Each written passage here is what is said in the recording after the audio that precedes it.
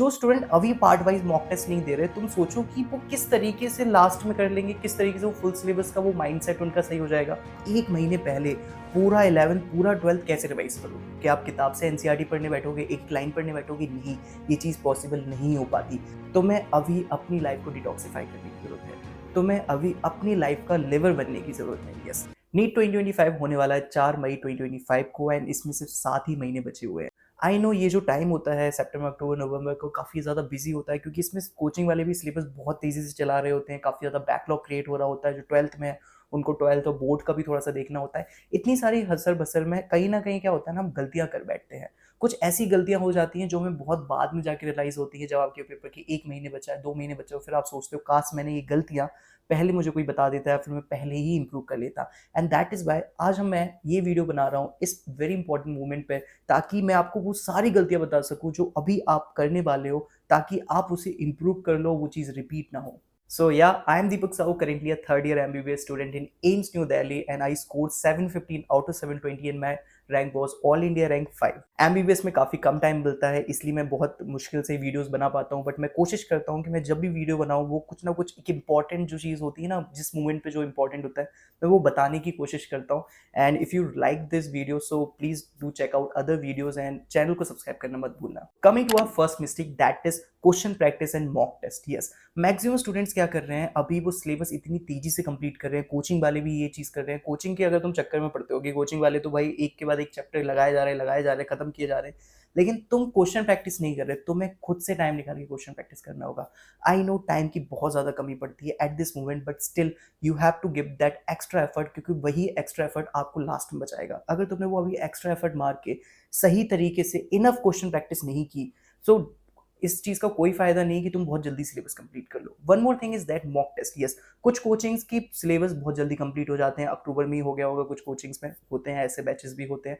कुछ लोग जनवरी फरवरी तक जाने वाले हैं, तो जब आपका सिलेबस जस्ट कंप्लीट होने वाला हो तब आपको मॉक टेस्ट देना शुरू कर देना है, फुल सिलेबस। लेकिन वन मोर थिंग जो आपको ध्यान रखना है वो है कि आपको पार्ट वाइज मॉक टेस्ट देते रहना है अभी। यस, जो स्टूडेंट अभी पार्ट वाइज मॉक टेस्ट नहीं दे रहे, तुम सोचो कि वो किस तरीके से लास्ट में कर लेंगे, किस तरीके से वो फुल सिलेबस का वो माइंडसेट उनका सही हो जाएगा।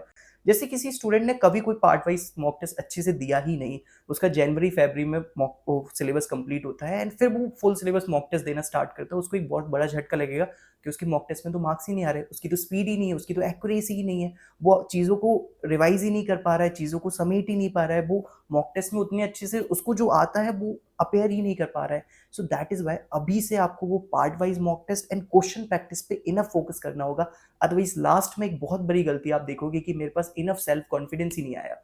सो वो कॉन्फिडेंस लाने के लिए, क्योंकि सही बताऊं, बड़े से बड़े एग्जाम्स, बड़े से बड़ी चीज़ नॉलेज के बेसिस पे तो जीता ही जाता है, उससे ज़्यादा सेल्फ कॉन्फिडेंस के बेसिस पे भी जीता जाता है, तो वो आपको गेन करना होगा। सो जैसा मैंने आपको बताया कि आप क्वेश्चन प्रैक्टिस को बिल्कुल भी मिस नहीं कर सकते ना। आपको कंफ्यूजन हो रहा है कि मुझे अच्छे एनसीईआरटी बेस्ड क्वेश्चंस कहाँ से करने चाहिए, so as I always suggest, you can go for the target batch English by the NEET Prep. It provide you the most important DPPs, PYQ and the flash card, जिससे आप quick revision कर सकते हो। एक interesting feature इसका target setting है, जिसमें आप अपनी डेली टारगेट चेक कर सकते हो एंड फिर उसको अपडेट कर सकते हो। इसमें आपको हर टाइप के क्वेश्चन मिल जाते हैं, जैसे statement based, matching, assertion, reason, diagram based and much more. Another thing which I like is DPP generator, यानी कि तुम अपनी खुद की डीपीपी जनरेट कर सकते हो। लाइक तुम सबसे पहले सब्जेक्ट सेलेक्ट करो एंड देन आफ्टर फिर चैप्टर सेलेक्ट करो, फिर टॉपिक सेलेक्ट करो। सो काइंड ऑफ तुम अपने अकॉर्डिंग पर्सनलाइज कर सकते हो कि तुम्हें किसकी कौन सी प्रैक्टिस करनी है। सो एक फॉर्म का लिंक मैंने डिस्क्रिप्शन में दिया है, go and check it out, इससे आपको एक एक्स्ट्रा डिस्काउंट मिलेगा।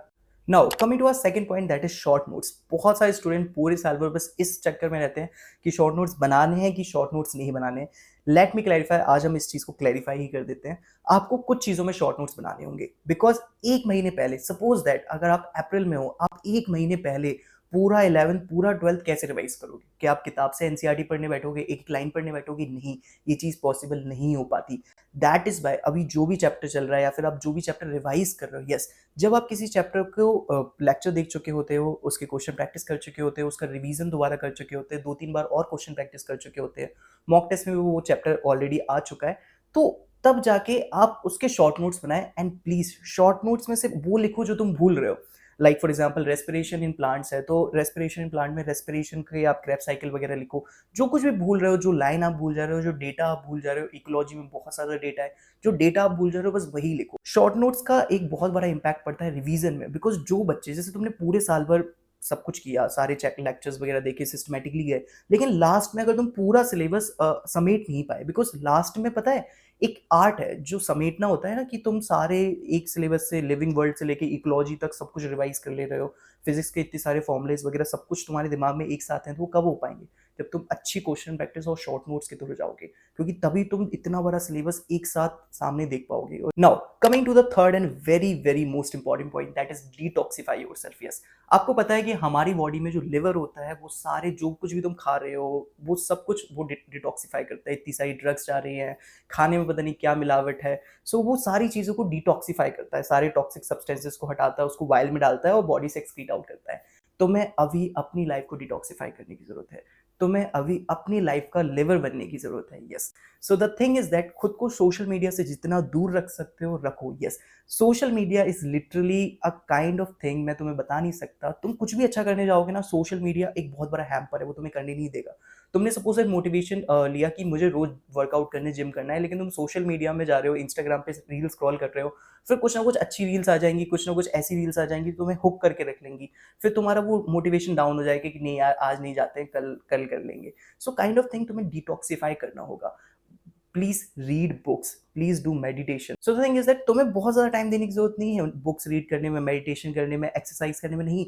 जस्ट 10-15 मिनट्स सुबह, 10-15 मिनट रात को सोने से पहले 10-15 मिनट्स, दैट्स इट। इतना टाइम तुम खुद को दोगे तो तुम बहुत अच्छा सुबह जाग पाओगे और बहुत अच्छा तुम्हें एक पॉजिटिव एनर्जी आएगी, वही चीज काम आती है। बिकॉज एट दिस पॉइंट तुम ये रिस्क नहीं ले सकते कि तुम फोकस लूज नहीं कर सकते। You have to be the ultimate focus, because at this point it's like कि एक गाड़ी है एंड तुम उस गाड़ी के ड्राइवर हो एंड तुम्हारे ऊपर सब कुछ डिपेंड करता है, तुम अपनी लाइफ को किसी भी डायरेक्शन में लेके जा सकते हो। सो एट दिस इंपॉर्टेंट पॉइंट, जब तुम्हारा एग्जाम बहुत करीब है, तुम्हारे बोर्ड्स भी हैं, तुम्हारे पास बहुत कुछ है करने को, तो घबराने की बजाय, ओवर थिंकिंग करने की बजाय, जिसको ओवर थिंकिंग की प्रॉब्लम वो भी मेडिटेशन कर सकता है, उससे काफ़ी इंप्रूव हो सकता है। तो ये सारी परेशानियों के बजाय खुद को डिटॉक्सिफाई करो, फोकस मोड में आओ एंड अपने काम पे ध्यान दो। Last but not the least point, and that is 11th। Yes, अगर आप ये सोचते हो कि जब पूरा सिलेबस 12 का खत्म हो जाएगा, जब जो जनवरी फरवरी में होने वाला है मोस्ट ऑफ द लोगों का, तब जाके आप 12th रिवाइज करोगे, फुल सिलेबस रिवीजन करोगे, फुल सिलेबस मॉक टेस्ट दोगे, तो you are going to do the blunder. तुम अपनी पूरी प्रिपरेशन का सबसे बड़ा ब्लंडर करने वाले हो, बिकॉज तुम्हारे पास सिर्फ 3 से 4 महीने होंगे। उस 3 से 4 महीने में या फिर 2 से 3 महीनों में 11th को रिवाइज करना, फुल सिलेबस मॉक टेस्ट के लिए तैयारी करना, फुल रिवीजन करना, it's not easy, it's really not easy. क्योंकि कहीं ना कहीं तुमने देखा होगा, तुम 11th की जो चीज़ें तुम्हें आती थी वो भी तुम भूलते जा रहे हो, वो भी क्वेश्चन जो तुमसे पहले बन जाते थे अब वो तुमसे नहीं बन पा रहे। क्यों? बिकॉज रिवीजन वाली बात होती है। इवन अगर मैं भी कोई टॉपिक जो मुझे बहुत अच्छे से आता है, मैं उसे 1 साल तक नहीं देखूंगा, तो ऑफकोर्स मैं उसमें वीक हो जाऊंगा। सो तुम्हें इस चीज़ को समझना होगा, एंड मैंने इस चीज़ का एक तरीका बताया है कि किस तरीके से तुम्हें टाइम कंपार्टमेंटलाइजेशन करना है, तुम 11th को साथ साथ लेके चलना है।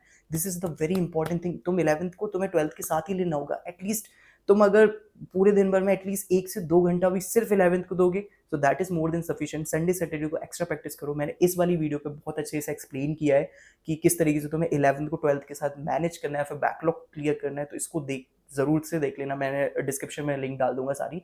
सो just check it out. So something is always better than nothing, and तुम्हारे एफर्ट्स बहुत ज्यादा मैटर करते हैं। एंड लास्ट में बस ये कहूंगा कि बहुत ज्यादा ओवर थिंक करने की जरूरत नहीं है। तुम्हें सबसे पहले अपना ध्यान रखना है, अपनी मेंटल स्टेट का ध्यान रखना है, because you are very important. And खुद को कभी किसी से कंपेयर मत करना। सच में तुम्हें किसी से कंपेयर करने की जरूरत नहीं है। You are just perfect, just perfect. Good bye.